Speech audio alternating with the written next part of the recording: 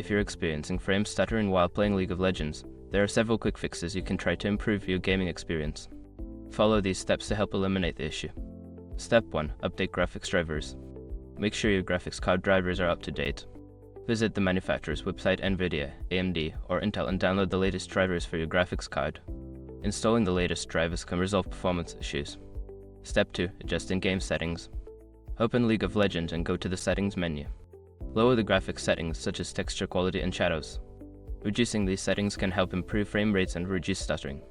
Step 3. Disable background applications. Close any unnecessary applications running in the background.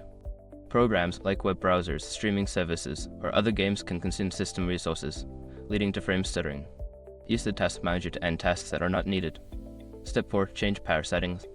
Adjust your computer's power settings to high performance.